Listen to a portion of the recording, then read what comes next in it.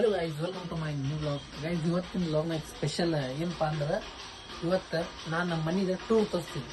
ಬರ್ರಿ, ನಮ್ಮ ಮನೆ ಏನು ಹತ್ತನ್ನು ತರಿಸಿದ್ದಿಲ್ಲ, ನಾರ್ಮಲ್ ಹಳೆ ಮನೆ ತೋರಿಸ್ತೀನಿ. ಬರ್ರಿ, ಹೊರಗಿಂತ ತೊಗೊಂಡು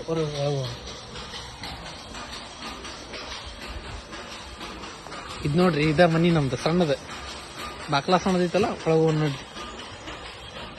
ಇದು ಬಾತ್ರೂಮ್ ನಮ್ದು ಹಳೆ ಮನೆ. ಇದು ಫಸ್ಟ್ ಲೈನ್, ದೊಡ್ಡ ಬಾಗಲ. ಇದು ಮನಿ. ಮತ್ ನೋಡ್ರಿ ನಮ್ದು ದೊಡ್ಡ ಮನಿ.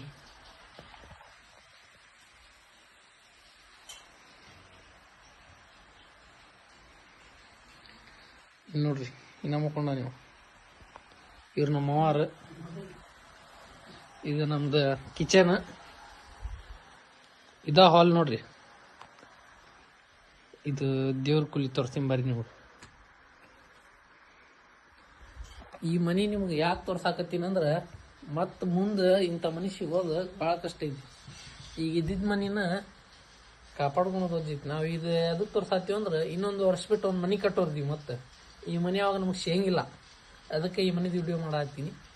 ಈ ಮನಿ ಯಾರಿಗೆ ಇಷ್ಟ ಆಗೈತಿ ಅವ್ರನ್ನ ಕಮೆಂಟ್ ಮಾಡಿರಿ, ಸೂಪರ್ ಅಂತೇಳಿ. ಮತ್ತು ನೆಕ್ಸ್ಟ್ ವಿಡಿಯೋದಾಗ ಸಿಗೋಣ. ನೋಡ್ರಿ, ಲಾಸ್ಟ್ ಒಮ್ಮೆ ನೋಡ್ಬಿಡ್ರಿ. ಮತ್ತು ಮನೆ ಕಟ್ತೀವಿ ನಾವು. ನೋಡ್ರಿ ಎಂತ ಕಟ್ಟಿಗೆ ಹಾಕಿ ಮಾಡ್ಯಾರ. ನಮ್ಮ ಅಜ್ಜಾರು ಮಾಡಿದ ಮನಿ ಇದು. ಪಾಪ ಅವ್ರು ಲಾರಿ ಗಟ್ಲೆ ಕಟ್ಟಿಗೆ ತೊಗೊಂಬಂದು ಮಾಡ್ಯಾರ. ಅಷ್ಟು ಕಷ್ಟಪಟ್ಟು ನಮಗೆ ಕೆಡಬೇಕಂದ್ರೆ ಒಂದು ಟೈಪ್ ಆಗತೈತಿ.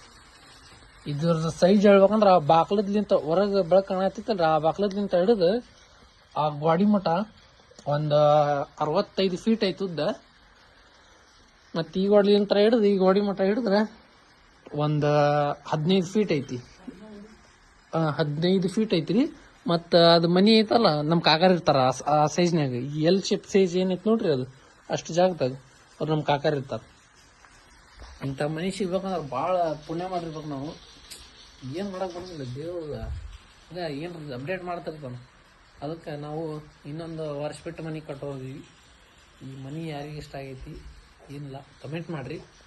ಮತ್ತು ನೆಕ್ಸ್ಟ್ ವಿಡಿಯೋದಾಗ ಮತ್ತೆ ಸಿಗೋಣ. ಮತ್ತೇನಾರು ಹೊಸ ಟಾಪಿಕ್ ತರ್ತೀನಿ. ಅಲ್ಲಿವರೆಗೂ ಬಾಯ್.